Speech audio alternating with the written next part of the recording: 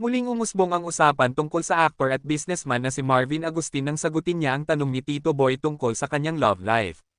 Inamin ni Marvin sa interview ni Boy Abunda na hindi na siya single. Ayon sa kanya, mayroong tao na nagbibigay saya sa kanyang puso ngayon.